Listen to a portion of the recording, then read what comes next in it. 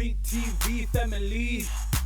Catch us live on your TV screen. Welcome back, ladies and gentlemen, to your favorite entertainment channel where we entertain, educate, do all of that good stuff. So please do hop on our socials to let us know if you're vibing with everything that we're doing. It is EKSE_live on Twitter, as well as EKSE_CTV on Instagram, as well as EKSE live on Facebook. Guys, I know you guys are asking us, why did we leave the other page? We cannot tell you the real reason. What you need to do, though, is hop on our new page, EKSE live on Facebook. Now, one thing that I love to talk about is anything that has to do with entertainment. And let me tell you, this one is going to blow and shock your mind. Have you ever in your life thought that anything like a theater show could be done on a platform like WhatsApp? Have you ever? I have never thought about it. One thing that the lockdown has done is made people so creative and innovative in the platforms in which they use to make sure that they can perform and let their viewers in. So one thing we're going to be talking about today is having a theater piece on WhatsApp, and the person joining us is Faye, who is part of something that is going to be happening incredibly so on WhatsApp. So Faye, welcome to the studio. Hey, thank you for having me. Thank you so much for joining us. Now, the first question, Faye, I know so many people are like, girl, theater piece on WhatsApp, how is that gonna work? You know, lockdown happened. The theater people were really upset. They didn't know how they were going to entertain people. People were stuck in their houses. And I thought, you know, people stream things, but data is expensive. Connectivity is an issue. Yeah. But you know what? We have WhatsApp. And you know what most people do? People be screenshotting messages. People love knowing, you know, the juice in like their in their group chats. And I was like, why not WhatsApp? Yeah, that's actually interesting. Why not WhatsApp? I mean, and it's so great that you guys have started this innovative thing. Now, what I want to talk about is the shopping dead. Please do let me in on all the details. Firstly, when you got approached, were you like a little scared out and like asking yourself, actually, how is this going to happen? Or were you fully on board? And please walk us through what is the bio and what does it entail? So the thing is, like, when lockdown started, I had an idea to play around with WhatsApp, but I wasn't sure how to do it. Then the National Art Festival started call for new work, specifically was the COVID compliance, and they were going virtual here, and I thought this was a perfect opportunity to see if my little idea had legs. I put in the proposal, and then I got a yes. The National Art Festival was on board, and I had a very short amount of time to put the piece together. All I know was that I wanted something on WhatsApp, but the person who was responsible for the story, that was Lisa Many from Johannesburg. You're right. Who came up with the shopping dead, which followed four employees on a regular day at work. So they work in this huge corporate retail store.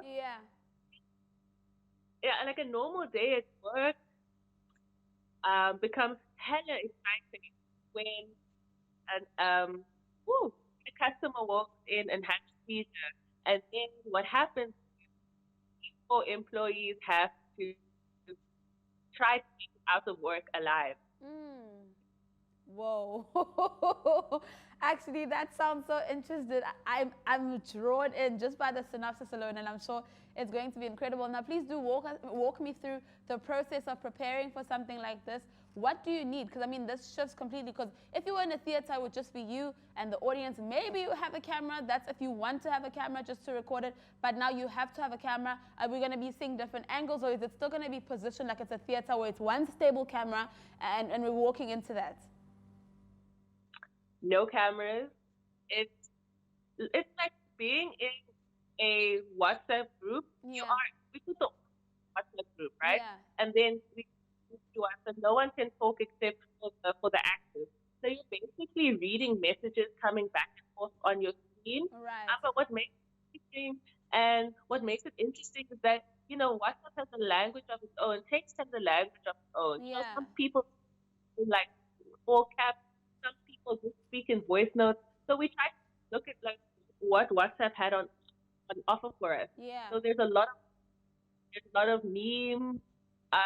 There's some choice emojis, and then one one of the critique that we got early on was people were kind of like, okay, these texts are cool, but like, how do we make sense of what people are saying usually, and how do people get a sense for and these employees? So we did work a lot to so some pictures and also include some videos, Oh, okay. especially when the action gets rough. We've got some videos to really put the audience in the center of the action. Yeah, and that's so incredible to me. Now, actually, you're tying something into what I wanted to ask you next. I mean, you guys have made an innovative way in which you can still stay alive as performers. But how has the lockdown been treating performers in this country, and how have you found it different? Obviously, there's so many differences to before, pre-pandemic, and now. And what are some of the changes that you've seen in our industry? Ooh, well, firstly, there's a lot of uncertainty because no one is quite sure when we're going to be when people are going to be working in theaters again. A lot Yeah. of theaters have been closing down, like the Fugard Theatre here in Cape Town will only be reopening sometime in 2021. I know the Mask Theatre in Muizenberg also having some trouble. There's a small independent theatre in Johannesburg, Pop Art Theatre, also had to close its doors. So on the one, it's really, really scary. On the other hand, people are they're now streaming platforms. So we have platforms like South African Theatre on Demand, which is really trying to push um, for creatives, especially theatre makers, to have their work online and for people to be paid equally. And people are using more streaming techniques. Yeah, a lot of people are going into streaming, but I'm not sure. I'm still not sure personally that that's going to be sustainable for a wide range of creatives, Right. right? Well, especially in performance. Right. And one thing, actually, I think the only positive out of this is in a theater, maybe you might have 100, 120 people, but on WhatsApp, the limit is 240 people. Now, please let our viewers know where they can go get their spots. Because I know some people are probably watching and they're like, actually, I have never seen this before, so I do want to go check it out. So please do let us know all the details and the price points as well. All of that we need to know to make sure that on that day, we are on that WhatsApp group, making sure that we're watching the beautiful show. Oh, so I mean, I was supposed to be on your show a little bit earlier, so unfortunately, the shopping date is not back, but we want to bring it back. You can catch us on Instagram at the shopping date. You can catch us on Facebook at the shopping date. If we do come back, tickets will not be more than 40 rand. Yeah. We're working on proposals. We're trying to get funders so that we can, pay our actors, pay our directors equally, and also provide you with a quality show. Definitely will be back for the end of the year, but I don't have dates yet. But please do follow us at the shop on Instagram and Facebook, where we'll keep you updated for more of, this particular day. Oh, first of all, I need you to give me the juice. How did everything go?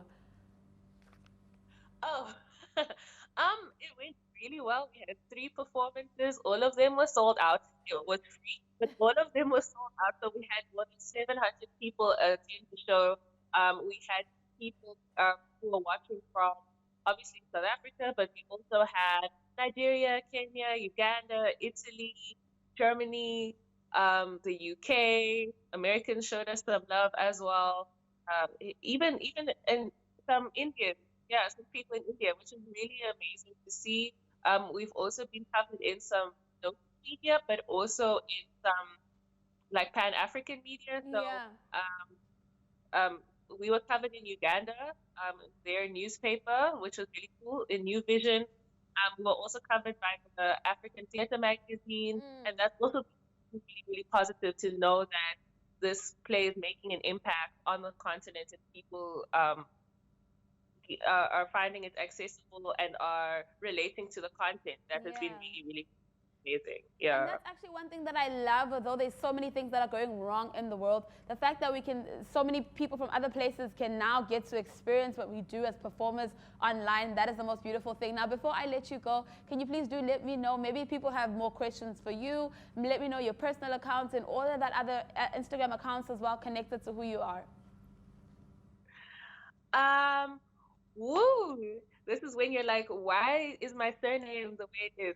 No, all love. So my name is Faye Kabali-Kagwa. Yeah. Please find me on Facebook, or you can find me on Instagram. My Instagram handle is @katiti_K. That's @KATIITI_K. Yeah. And yeah, I mean, you can find me on Twitter, but I'm not that active. Active on it. Which is @Faye_KK. All right. I figured that you were not active on it when you were like, what is my handle for Twitter again? But guys, please do let her know, show her all some love. And I'm hoping that all of you guys will be going to the next the shopping dead. There's so many incredible things that the performers in and around Cape Town are doing, and it's very inspiring to see when they make new, innovative ways to stay alive during COVID-19. Right now, though, we're going to take a little bit of a short break, and we will see you after this.